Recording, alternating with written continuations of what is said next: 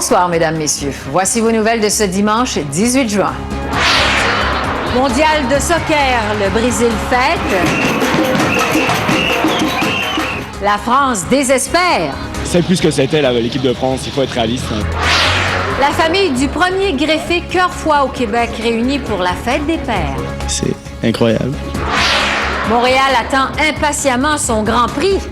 C'est vrai que le Grand Prix et Madonna, les touristes vont venir et on espère que le business va reprendre. 50 ans après l'exécution de Wilbert Coffin, sa famille cherche à réhabiliter sa mémoire.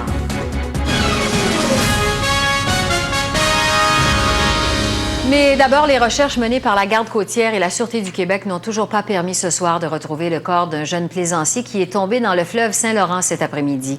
L'accident s'est produit tout près de la centrale thermique de Sorel-Tracy. Le jeune homme de 23 ans se trouvait à bord d'un voilier avec sa mère et sa conjointe quand il est tombé à l'eau. Il ne portait pas de gilet de sauvetage et ne savait pas nager. Les recherches pour le retrouver sont maintenant suspendues pour la nuit et devraient reprendre demain matin. À la Coupe du monde de football qui se déroule en Allemagne, il y avait des matchs très attendus aujourd'hui. Celui de la France contre la Corée. Feuilles et surtout beaucoup de matériel. La saisie pourrait se chiffrer entre 500 000 et 1 million de dollars. C'est une des saisies les plus spectaculaires, si on peut dire, les plus structurées. Ce qui est particulier, c'est que tout cela a été découvert par hasard. Samedi, un passant a remarqué que de l'eau coulait sur les murs extérieurs de l'édifice. Il a immédiatement appelé les pompiers qui, en entrant dans l'immeuble, ont vu les installations et ont contacté les policiers. En fait, ce qui est à l'origine du dégât d'eau, c'est un réservoir qui alimentait les équipements servant à la production de la drogue qui fuyait, s'écoulant ici du 2e étage. Les policiers ont tout de suite vu que tout était camouflé à l'intérieur. Les plans se trouvaient dans 2 remorques et un conteneur, de sorte qu'en entrant dans l'entrepôt, on ne voyait pratiquement rien. Il y avait de nombreux branchements électriques au point d'appeler Hydro-Québec en support.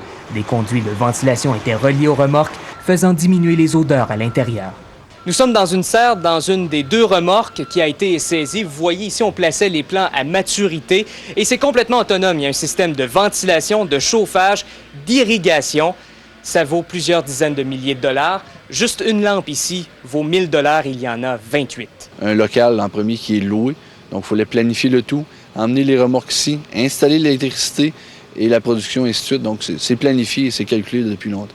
La police tente maintenant de retracer les cultivateurs. Des commerçants voisins qui ont préféré garder l'anonymat n'étaient pas surpris.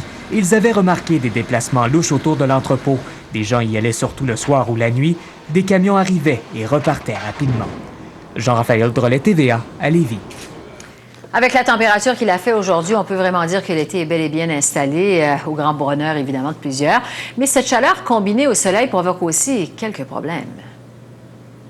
Si la chaleur d'aujourd'hui fait la joie de plusieurs personnes, elle pourrait bien nuire à d'autres. C'est que les Montréalais vivent le premier véritable épisode de smog de la saison estivale. Pour l'instant, plusieurs stations de mesure de la qualité de l'air de la métropole indiquent un niveau mauvais, avec un mercure qui a grimpé au-delà des 30 degrés Celsius. La qualité s'est dégradée au cours de la journée. Les personnes aux prises avec des difficultés respiratoires et les personnes âgées peuvent notamment éprouver certains problèmes de santé. Le grave incendie de forêt qui menace Misticini dans le nord de la province peut nous laisser penser que la situation des feux de forêt au Québec est très préoccupante. Mais elle est finalement meilleure que celle qui prévalait en 2005. À pareille date l'an dernier, 352 000 hectares de forêt étaient partis en fumée, alors que cette année, moins de 12 000 hectares ont brûlé. La Sopfeu explique cette différence par le fait que les incendies majeurs sont suivis cette année d'épisodes de pluie, ce qui n'était pas le cas en 2005. 34 incendies sont toujours en activité et 3 ne sont pas encore maîtrisés. Grave accident en fin de soirée hier à Sainte-Béatrix, dans la Naudière. Vers 23 heures, un automobiliste qui circulait seul à bord de son véhicule a dévié du chemin Sainte-Béatrix et s'est retrouvé dans un fossé à quelques mètres d'une intersection située non loin. Les premiers répondants ont eu fort à faire pour sortir la victime du véhicule. Les pompiers y ont mis plus d'1 heure. Les premiers éléments d'enquête laissent penser que le conducteur, âgé de 20 ans, se serait endormi au volant.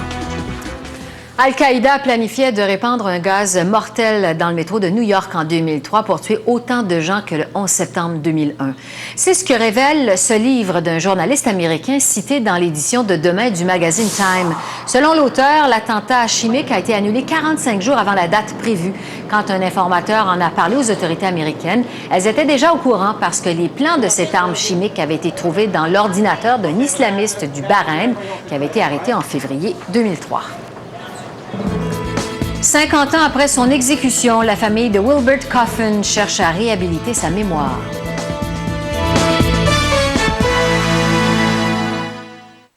Au Centre capillaire et esthétique Normico, nous pouvons vous aider à obtenir une peau lumineuse, rajeunie et en santé. Normico, pour être bien dans sa peau à tout âge. Centre capillaire Normico, nouvelle adresse 1710 6e rue.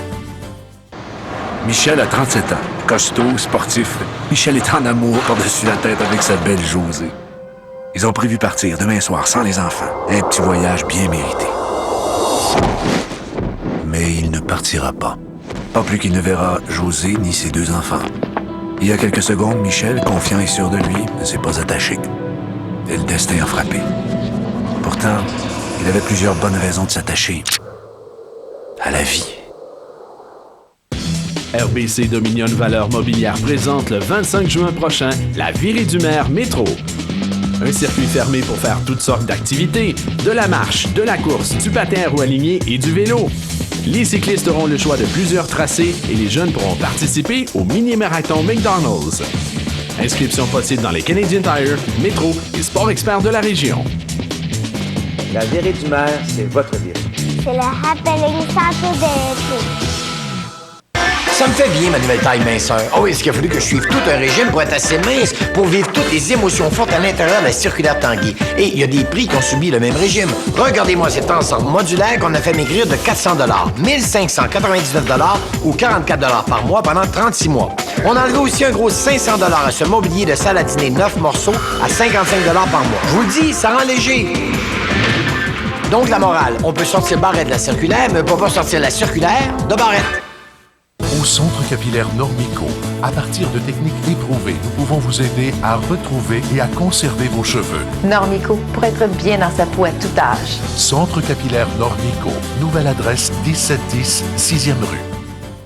TVA et le Guide des vacances au Québec vous invitent cet été à découvrir les attractions incontournables. Participez au concours Faites le plein d'attractions avec Shell. Vous pourriez gagner un magnifique forfait vacances familiales incluant 2 nuits d'hébergement dans les réputés hôtels Gouverneur, les petits déjeuners ainsi que des laissez-passer pour des attractions touristiques. Repérez l'indice dans Sans détour et remplissez le coupon de participation sur attractionquebec.com ou dans le Guide des vacances au Québec, disponible gratuitement au 1-877-BONJOUR. Bonne chance! Ce qui compte, c'est de sauver la planète. Ceux qui m'ont emmené veulent que j'entre en contact avec eux. Tout ce que tu as à faire, c'est de me donner tes mains. Quelqu'un nous a retrouvés. La deuxième. Et 50 ans après l'exécution de ce Gaspésien, les membres de sa famille cherchent toujours à réhabiliter sa mémoire. Mathieu Vléminx. En 1956, à la prison de Bordeaux, Wilbert Coffin est pendu après avoir été reconnu coupable de meurtre sur 3 chasseurs américains, commis en Gaspésie 2 ans plus tôt. La faiblesse des preuves indirectes ayant mené à sa culpabilité a toujours alimenté les doutes. Et depuis un demi-siècle, on n'a jamais cessé de parler de cette histoire et on risque d'en parler encore au cours des prochaines années. C'est que depuis son exécution, la famille du plus célèbre condamné à mort au pays tente en vain de réhabiliter sa mémoire. Mais même après qu'il est décédé, il y avait des autres choses qui étaient avancées, des autres demandes du gouvernement pour faire une révision. Il y avait la commission Brassard qui est passée. Puis la réponse était toute non, tout était correct, tout était bien fait, mais on sait que c'est pas le cas. Mais depuis, la descendance de Coffin peut compter sur des appuis politiques, dont le député bloquiste de Gaspésie-les-Îles, Rénal Blais, qui a déposé une pétition de plus de 1200 noms. Il demande finalement au ministère de la Justice de réhabiliter la mémoire et que la lumière soit faite dans ce dossier-là et que ça peut être par la voie d'une révision judiciaire. Mais je vous dirais que ça se passe actuellement et puis moi, je vais faire en sorte de présenter éventuellement d'autres pétitions. S'ajoute à ça un regroupement d'avocats de Toronto qui a débuté la préparation d'une requête qui devrait être déposée d'ici quelques temps. On pourrait faire une demande au Parlement de revoir cette question-là, une sorte de référence. Deuxièmement, on peut faire une demande auprès du ministre de la Justice au niveau fédéral. Pour l'ancien sénateur Jacques Hébert, qui a consacré près de 10 ans de sa vie et écrit 3 livres sur l'affaire Coffin, il est plus que temps de corriger, selon lui, la plus grande erreur commise par le système judiciaire canadien. Voilà des gens qui méritent que si leur frère, leur père était innocent, bien qu'on le sache même 50 ans après. Le cas Wilbert Coffin est probablement l'affaire judiciaire la plus célèbre au pays. Ses conséquences sur le système judiciaire ont contribué à l'abolition de la peine de mort au Canada en 1976. Mathieu Vleminx, TVA, Rimouski.